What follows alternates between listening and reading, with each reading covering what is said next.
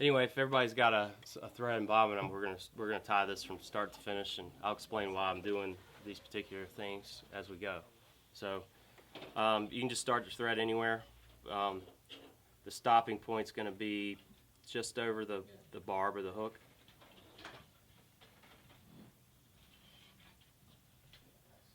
Preferably you have a stronger thread for this, because we are going to be using this bucktail kind of like you would when you're spinning deer hair.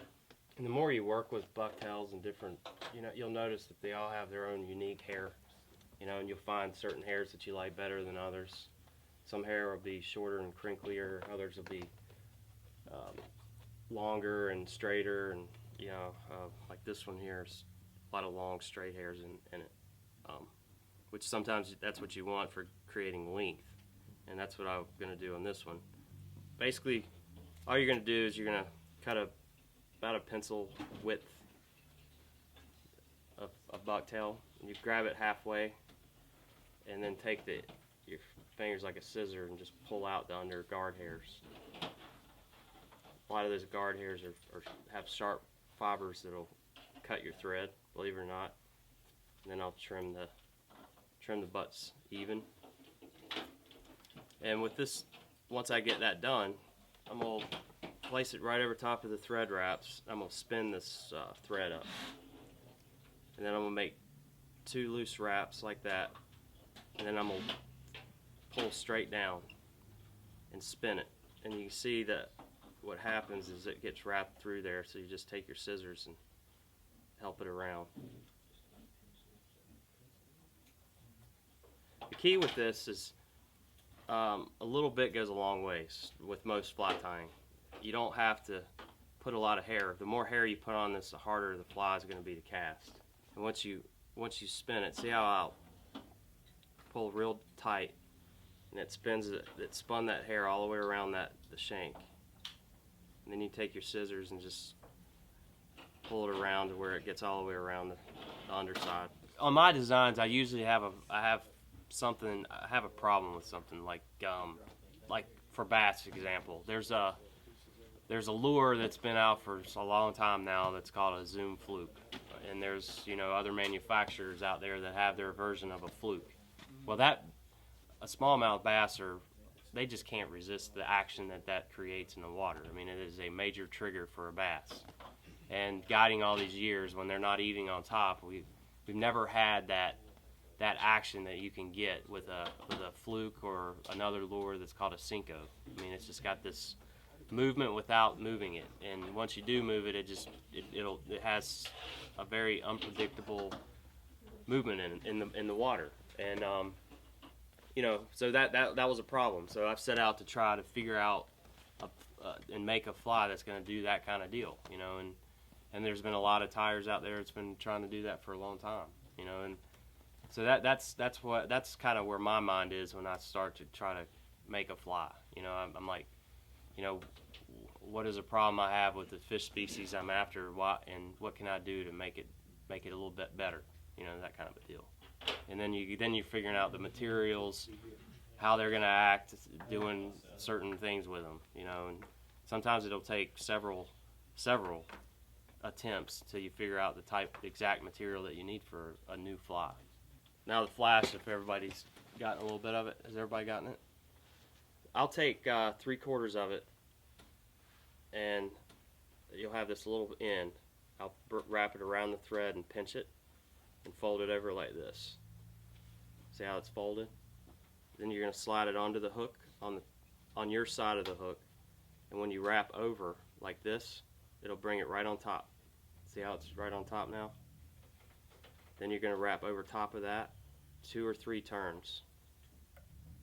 And then before you pull down tight, take your thumbnail and just kind of spread it all out so it'll envelop the bucktail. And then you can tie down tight. See how that just kind of blends right over everything, through everything. That technique does several things. When you get it in there and you spread it out with your thumb, it brings it around. It makes it look like it's all one. But the other key deal is when you fold it over and wrap it down, it can't be pulled back out. You know, you can't have a fish grabbing these fibers and pull it out at that point. It's locked in. So say for brown trout, you know, if you throw streamers, and I'm sure everybody's tried it before on trout, a lot of times they short strike stuff, especially the smaller ones.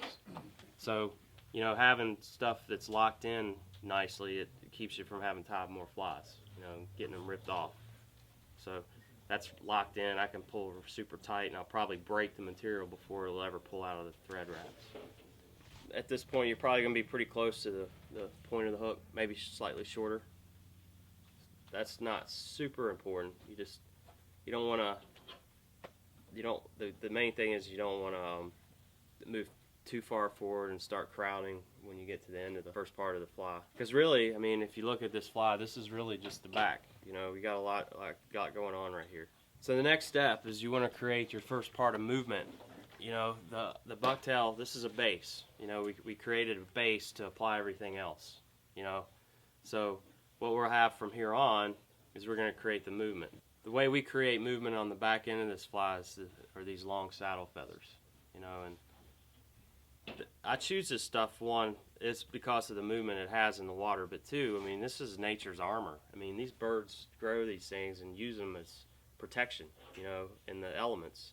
And I can't think of anything more natural, more realistic looking than that going through the water. I think this particular type of feather looks quite realistic in the water. So what you do, instead of doing this all at once, you're going to take, and you also notice you have an underside of the feather.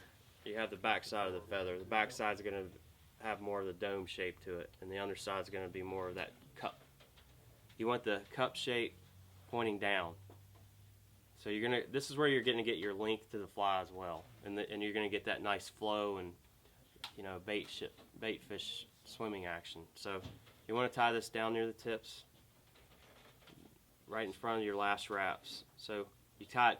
If you notice right here, I don't know if you can see it on the screen, I tied on the top. You know, the hook's round. I'm going to tie it on the top edge. So once I get that one tied in, I'll take another one, and I'll do the same thing on the other side.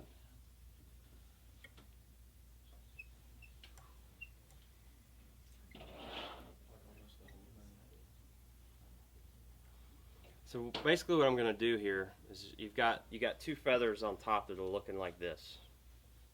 You know, like a roof. And I'll turn, at that point I'll turn the fly over again. Get this wrapped in. Make sure these feathers are wrapped in tightly.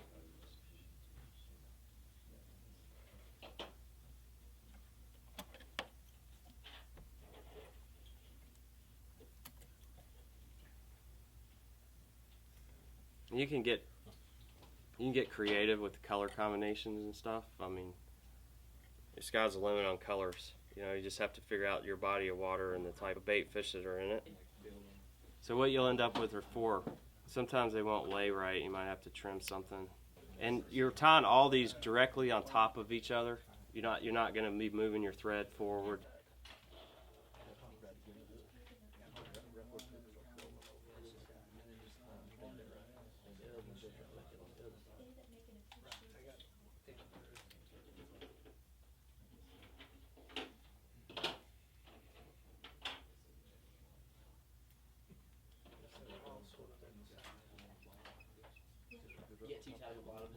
So basically, you're gonna have a shape there on top, and it's gonna be shaped like that on the bottom. So it's just kind of creating a circular, enveloping that bucktail.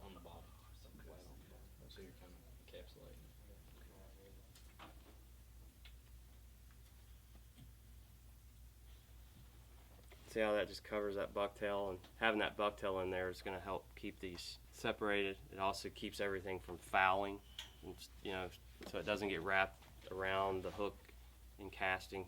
And again, this is I'm showing you right now my technique on this particular fly. Now you can get home and tie your own bait fish pattern like this. I'm going to personally do a multicolored one, just so you can kind of see what I'm doing a little bit easier. So it's broken up. So I'm going to show you this technique. So also what you're trying to do in designing this and tying this is